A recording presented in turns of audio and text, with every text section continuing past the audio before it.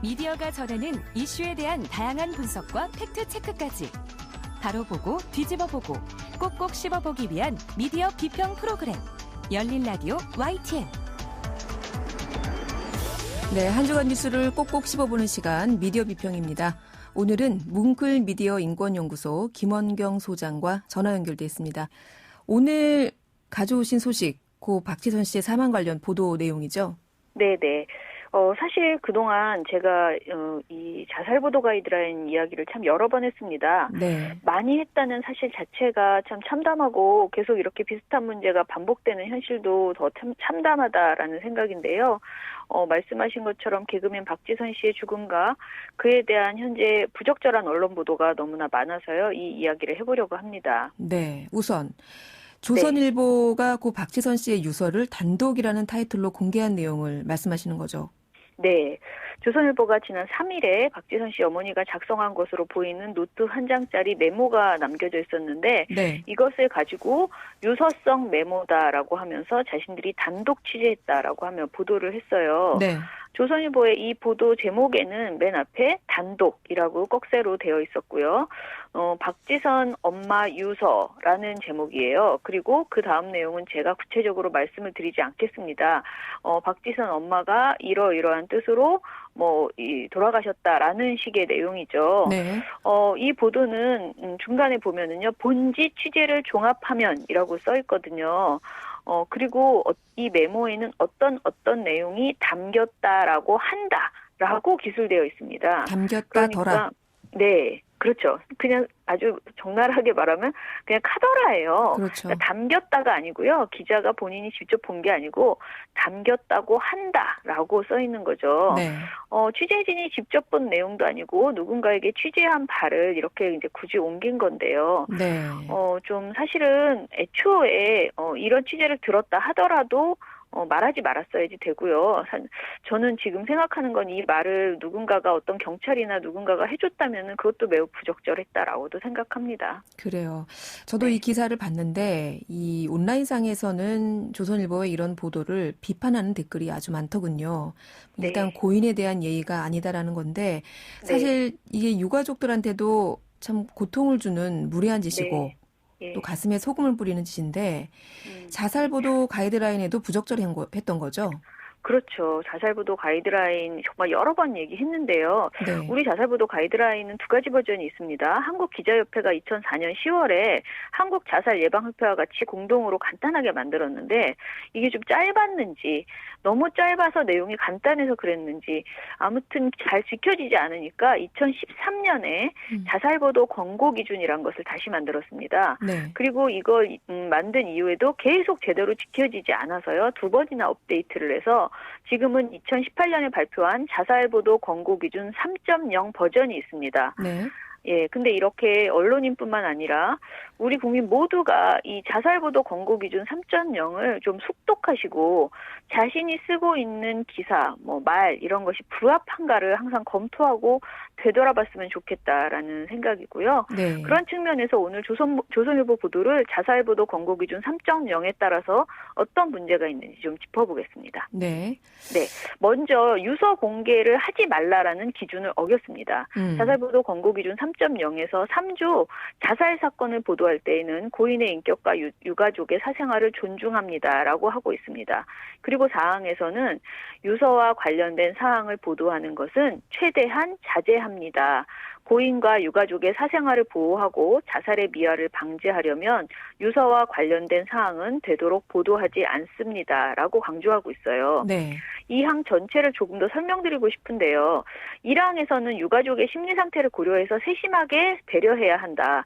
자살 사건 조사와 보도에서 유가족은 다양한 측면에서 가장 힘든 상태이며 자살 보도로 더욱 고통받을 수 있다는 점을 기억해야 한다라고 되어 있습니다. 그렇습니다. 현장에서 박 씨 그 모친이 작성한 것으로 보이는 메모가 발견됐다 하더라도 가족들이 분명하게 그것을 보도하지 않기를 바랬거든요. 그렇죠. 그렇다면은 이거를 보도하지 말았어야 된다라는 거죠. 그렇습니다. 자, 이 유가족이 원하지 않는 유서를 공개한 보도였는데 네. 뭐 반대로 이런 주장도 또 있을 수는 있어요. 뭐 뭔가 억울한 사연이 있는 죽음의 경우가 그럴 수 네. 있는데 뭐 대표적인 사례가 기억하실 텐데 고 장자연 씨 사건 같은 경우인데요. 네. 이런 경우는 유서를 공개하는 것이 이 죽음에 대한 진실이나 책임을 따지는데 꼭 필요하기도 하지 않습니까? 그렇죠. 우리가 모든 죽음에서 유서를 공개하지 말자는 것은 아닙니다. 사실 그동안 우리 많이 봐왔죠. 네. 그런데 그 기준은 유서 공개가 공익적 가치가 충분한가를 분명하게 검토해야 된다는 것이죠. 예컨대 성완종 리스트라고 알고 계신 사례가 있습니다. 네. 2015년 4월에 자원외교 비리 관련 조사 대상이던 성완종 전 경남기업 회장이 자신의 로비 리스트를 남기고 세상을 떠났습니다. 네. 당시 고인의 상의 주머니에 당시 정부의 주요 인사 등의 이름과 돈의 액수가 써 있는 메모가 있었죠. 이것도 사실 유서라고 할 수 있지만 네. 이 내용은 공익적 가치가 있기에 모두 보도를 했습니다. 그리고 말씀하신 고 장자연 씨의 경우에도 자신이 당했던 부당하고 끔찍한 고통을 기록한 유서가 있었죠. 네. 이거 우리가 많이 보도하고 또 서로 많이 이 문제를 고발하려고 노력해왔습니다. 이런 것은 유서라 하더라도 공익적 목적을 위해서 보도를 하는 게 맞습니다. 네. 하지만 박지선 씨의 경우에는 여기에 해당되지가 않습니다. 조선일보는 그 판단을 분명하게 했어야 된다라는 것이죠. 네. 유서 공개가 공익성이 있는가를 두고 언론사가 거듭 검토하고 결정했어야 한다라는 말씀이신데 네. 이렇게 고 박지선 씨 같은 연예인이나 사회적 유명인 사이의 극단적인 선택은 사실 유족뿐만 아니라 대중들한테도 미치는 효과가 크죠. 네. 예, 내가 알고 있던 사람 같기도 하고 또 내 지인이라는 생각에 그만큼 충격이 크기 때문인데 네. 이렇기 때문에 무조건적인 알 권리 차원에서 접근해서는 안 되는데 말입니다. 맞아요. 그리고 이번 고 박지선 씨 관련 보도를 했던 대부분의 언론들은 너무나 성급하게 사망 원인을 자살이다라는 식으로 보도를 했습니다. 네네. 어떤 죽음이 자살인지 아닌지는 확실하게 확인되기 이전에는 함부로 자살이다라는 암시를 하는 보도를 해서는 안 됩니다. 최근 자살 관련 보도들이 이어지면서 이런 기본은 많이 이루어졌다라고 생각했어요. 네. 왜냐하면 과거에 비해서 보도 제목에 자살이라는 말 자체가 안 들어가고 대부분 죽음, 숨져 이런 식으로만 표현되는 경우가 많았습니다. 어떤 분들은 또 이렇게도 말씀하시더라고요. 어차피 그렇게만 써도 우리는 다 아는데 네. 뭘 그걸 쓰지 말라고 그렇게 하느냐라고 하는데요. 언론이 그렇게 자살이라는 것을 부각해서 계속 보도를 하게 되면은 정말 위험하기 때문에 어떻게 해서든 애둘러서 말하게 하는 것이거든요. 네. 그리고 절대 사인이 자살이라는 것이 확실하게 밝혀지기 전까지는 함부로 단정짓지 말라라는 것이에요. 네. 자살보도 권고기준 3.0에서도 자살이 확정되지 않은 상태에서 자살로 단정지어 보도하지 않습니다. 자살로 명확히 판정되기 전까지는 사인을 자살로 추정하거나 단정하는 보도는 삼가야 합니다라고 명시하고 있어요. 네. 근데 조선일보 보도가 가장 황당한 것은요. 그 보도 안에서 아직 죽음의 원인을 모르겠다는 내용이 쓰여 있다는 것입니다. 조선일보 보도에 이렇게 돼 있어요. 모녀의 시신에는 사인을 추정할 만한 뚜렷한 단서가 남아있지 않았으며 경찰은 일단 음독 가능성에 무게를 두는 것으로 전해졌다. 경찰 관계자는 모녀의 사망 경위는 조사 중이지만 타살 가능성은 낮다고 판단된다라고 말했다. 이게 보도 내용이에요. 네. 그렇다면 아직 사인이 확정되지 못했다는 것을 보도 안에서 분명하게 얘기하고 있는 상황이거든요. 그렇네요. 그런 상황에서 유서성 메모랍시고 그런 제목을 붙이고 왜 이런 죽음을 선택했는지 미주알 구주알 알려주려 했다는 것이 굉장히 모순되고 한심하다라는 생각입니다. 그렇군요.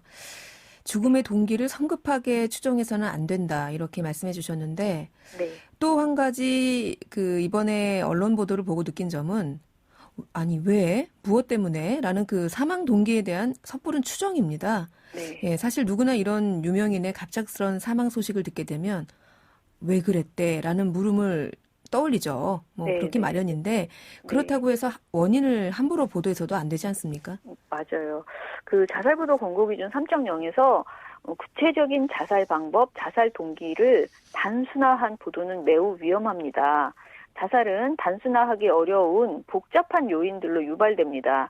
따라서 표면적인 자살 동기만을 보도할 경우 결과적으로 잘못된 보도가 될 가능성이 높으며 유사한 상황에 처한 사람에게 자살을 부추길 수 있습니다라고 밝히고 있습니다. 네. 게다가 유명인의 자살 보도는 파급력이 크기 때문에 더욱 신중해야 되는 것이죠. 유명인의 자살이나 자살 시도를 다루는 보도는 모방 자살을 초래하는 효과가 매우 크다는 점을 유념했어야 합니다. 그런데 조선일보의 보도는 이 모든 기준에 부합하는 아주 예민한 사항이었죠. 네. 고인은 유명한 분이었고 또 많은 사람들이 사랑했고 존경하고 공감대를 주는 분이었습니다. 그런 분이 돌아가셨고 또 그의 어머니가 함께 돌아가신 사안은 매우 신중하게 다뤄야 됩니다. 어떠한 병 때문에 무엇 때문에 이렇게 간단하게 취급하지 하기 어려운 사안이라는 것이죠. 네. 그런데 이것 특히 이제 어려운 병으로 여러분들이 고통을 당하고 지금 굉장히 우리 시대가 지금 특히 굉장히 우울하잖아요. 코로나19 네, 모두가 여러 힘든 가지 시기죠. 문제로 네. 이런 시기에 이런 보도를 함부로 하게 되면 그 사회적으로 정말 매우 부정적인 파장이 커질 수 있습니다.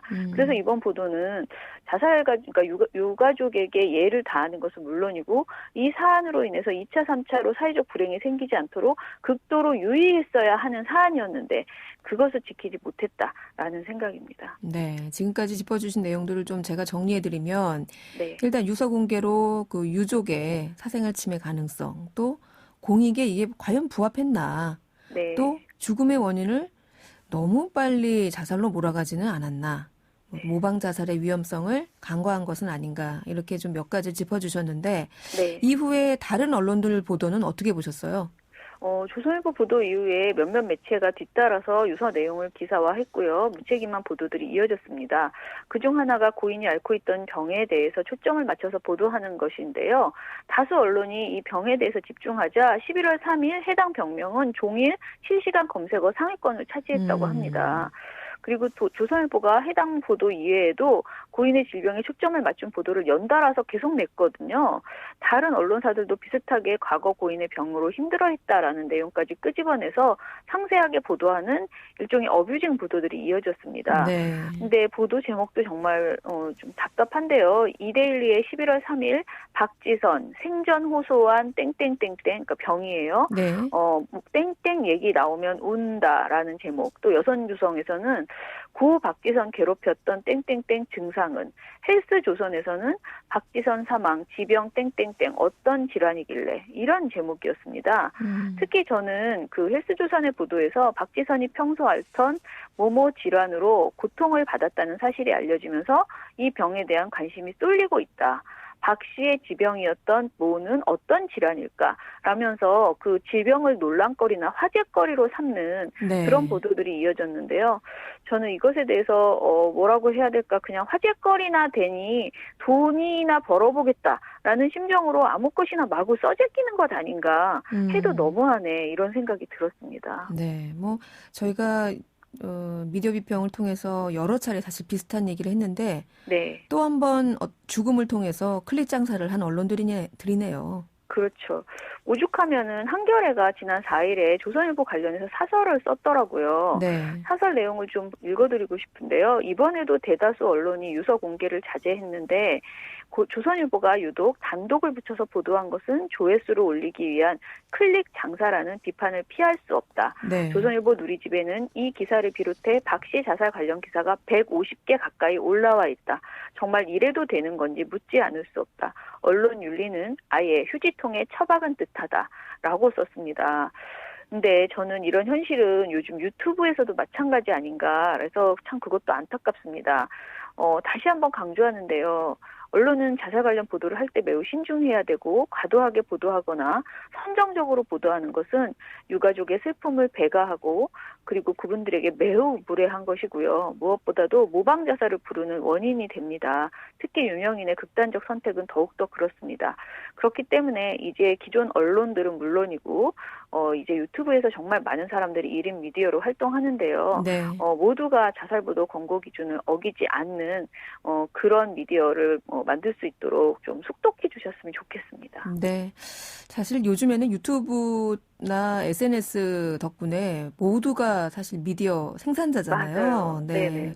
오늘 소장님 말씀대로 좀 저희도 이런 권고 기준들을 숙지할 필요가 있지 않나 이런 생각이 들고요. 네. 우리나라가 OECD 국가 중에 자살률이 가장 높다고 하더라고요. 예. 교통사고, 산업재해 이런 사망자 수와는 비교되지 않을 정도로 자살로 인한 사망자 수가 많은데요. 언론이 이런 사회적인 비극을 줄이는데 앞장서야 하지 않을까 싶습니다. 예. 자, 오늘 미디어 비평 뭉클하게 전해주신 김원경 소장님 감사합니다. 예, 감사합니다. 네, 지금까지 뭉클 미디어 인권연구소 김원경 소장이었습니다. 진실을 전합니다. 진심을 다합니다. 시청자 여러분의 목소리에 귀 기울이는 YTN 뉴스 FM 열린 라디오 YTN. 토요일 저녁 8시 20분에 방송됩니다. 한 주간 YTN 라디오에서 방송된 프로그램들을 모니터링하고 평가해보는 시간입니다. 오늘은 박채린 시청자평가원 전화 연결돼 있습니다. 안녕하세요. 네, 안녕하세요. 네, 이번 주에 어떤 프로그램 모니터링 하셨습니까? 네, 제가 살펴본 프로그램은 매주 평일 오후 6시에 방송되는 이동영의 뉴스 정면 승부입니다. 저는 10월 19일부터 30일까지 2주간 해당 방송을 들었습니다. 이 프로그램은 제목에서 알 수 있듯 뉴스 시사 중심의 프로그램이고요. 제가 마지막으로 뉴스 정면 승부를 모니터한 게 지난 8월 초였는데요. 최근에 들으니 몇 가지 새로운 코너가 있었습니다. 그래서 오늘은 이동영의 뉴스 정면 승부의 신규 코너를 중심으로 이야기해볼까 합니다. 네, 뉴스 정면 승부 최근에 코너 개편을 한 모양인데 새로 바뀐 코너 중에서 어떤 것들을 주목해서 들으셨나요? 네, 먼저 살펴볼 신설 코너는 매주 수요일 방송되는 스포츠 측면 승부입니다. 이전에 음식 이야기를 하던 안 아픈 대한민국이 없어지고 만들어진 것인데요. 이전 안 아픈 대한민국은 건강한 맛과 문화를 설명한다는 코너의 성격도 흐리됐고 미식 문화에 대한 새로운 이야기도 많지 않다고 느꼈습니다. 그래서 코너 개편은 긍정적으로 봤는데요.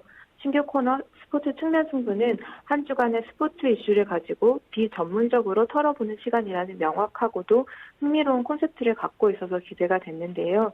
다만 기획 의도대로 프로그램이 구현되지 않은 점은 좀 아쉬웠습니다. 네, 그래서 아마 코너명을 측면 승부로 지은 게 아닌가 싶은데 네. 어떤 점이 아쉬우셨어요? 네, 비전문적으로 스포츠를 탄다고 기획 의도를 설명해준 대로 이 코너를 들을 때 스포츠를 잘 모르는 사람도 일주일에 한 번쯤은 중요한 스포츠 뉴스도 파악하고 입담 좋은 아나운서들의 이야기를 듣는 재미도 있지 않을까 하는 기대를 했습니다. 하지만 생각보다 스포츠에 대해 비전문적으로 접근한다는 느낌이 들지 않았습니다. 물론 전문가의 입담이었다고 하기도 어렵지만 비전문적에서 오는 가벼움이나 스포츠를 잘 모르는 사람이 한번 기웃거려도 될 것 같이 쉽고 명료한 스포츠 소식으로 들리지 않았어요. 예를 들어 미국의 월드 시리즈와 관련해서 누가 선발을 뛰고 제외되는지, 포스트 시즌에서 누가 부진했는지에 대한 내용이 나왔는데요. 스포츠 비전문가인 대중이 쉽고 재밌게 이해하면서 들을 만한 내용인가 하는 의문이 들었습니다. 심지어 이 코너 분량이 20분 정도 됐는데요. 국내 야구나 축구에 관심이 많지 않은 청취자라면 끝까지 흐름을 따라가기가 어려운 코너가 아니었나 하는 생각을 했습니다. 내용이 대중적인가 아닌가에 대해서는 각자 생각이 다를 수는 있는데요. 이전 코너에서 했던 음식이나 건강에 대한 내용과 비교를 했을 때 접근하기 어려운 소재를 재료로 삼고 있다는 느낌이 들었습니다. 난이도를 조절하거나 분량을 줄여서 꼭 알아야 할 이야기만 핵심적으로 알려주면 좋을 것 같습니다. 네, 스포츠를 모르는 사람이 들어도 흥미를 느낄만 하다라는 기획 의도처럼 과연 대중적인 소재를 말하는가? 평가원님은 그렇지 않다라고 들으셨고요. 또 다른 코너도 살펴보셨죠? 네, 10월 20일 목요일에 이동영 뉴스 정면 승부에서 방송된 김준혁의 역사시사라는 코너를 흥미롭게 들었습니다. 역사적 사실을 시사적으로 접근해본다는 콘셉트인데 뉴스 정면 승부의 성격에도 맞으면서 내용도 유익할 것 같았습니다. 다만 재미있는 역사 이야기를 논문 읽어주듯 너무 딱딱하게 접근했다는 점이 조금 아쉬웠습니다. 당일 방송에서는 한국은행 머릿돌에 새겨진 글씨를 쓴 사람이 일제 조선총독부 초대 통감인 이토 히로부미였다는 게 최근에 밝혀졌다는 소식을 알려줬는데요. 전달적인 측면에서 뉴스를 그대로 읽어주는 것과 크게 다르지 않았습니다. 한국은행 머릿돌을 누가 썼는지가 중요한 만큼 해당 내용을 청취자들에게 퀴즈도 내보고 청취자 반응은 어떤지 소개도 해주면서 대화하는 방식으로 이야기를 풀어나갔다면 역사의 장점과 라디오 매체의 장점을 동시에 부각시킬 수 있을 것 같았습니다. 네. 자, 모니터 내용 한 가지 더 들어보겠습니다. 다른 코너 개편 내용도 혹시 들으셨어요? 네, 목요일 코너 정치 청년의 눈은 기획 의도를 좀 더 살렸으면 좋겠다라는 생각을 했습니다. 청년의 눈으로 정치를 보겠다는 건데 기존 정치 코너와 무엇이 다른지 명확해 보이지 않았습니다.